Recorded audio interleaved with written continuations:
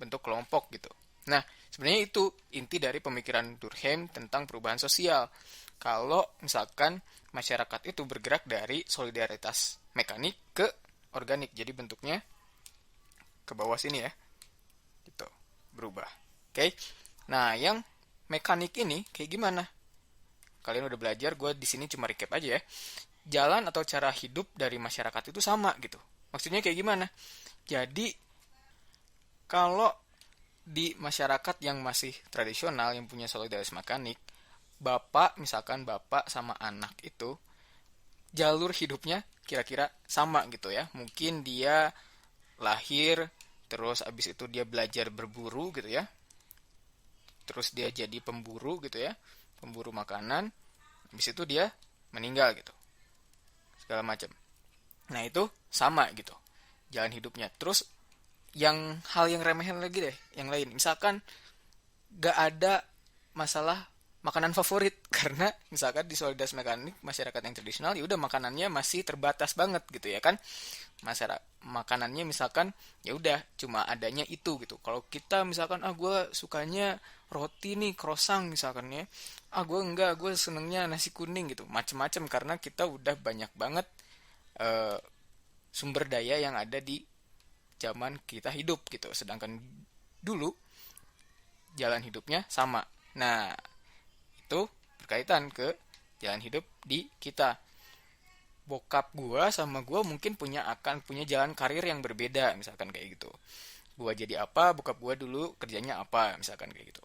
Nah, dulu misalkan gua sama kalian makanan favorit, bahkan warna favorit pun bisa berbeda gitu ya.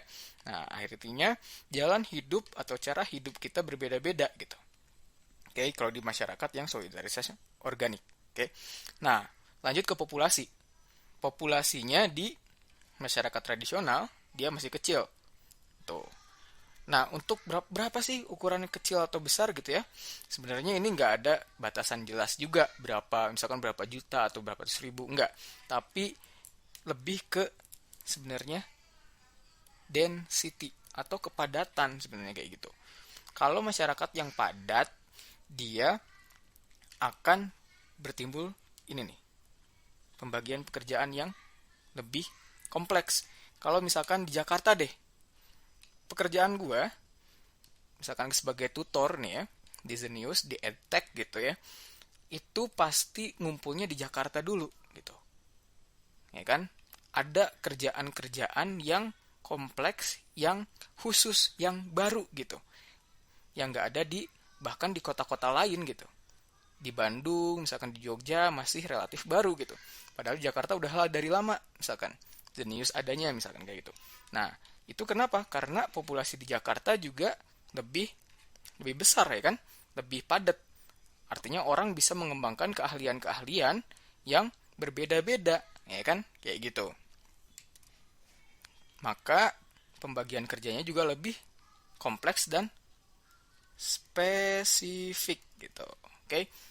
Kalau anekdot gue, eh, zaman sekarang tuh ada dokter doang. Kalau zaman dulu ada dokter doang, misalnya tabib bahkan ya untuk semua penyakit gitu. Kalau sekarang ada dokter, dokter pun dokter gigi. Bahkan mungkin di masa depan, di sekarang ada dokter buat ahli behel doang gitu, dokter giginya. Mungkin masa depan ada dokter yang cuma berfokus sama gigi geraham doang gitu, atau gigi seri doang. Nah kayak gitu. Semakin lama, karena semakin density, semakin padat, orang-orang punya skill yang lebih spesifik gitu. Itu membuat solidaritasnya organik berdasarkan keahlian, kebutuhan, ke saling tergantungan, interdependensi. Oke, kalau udah ngerti kan ya? Itu dari Durkheim.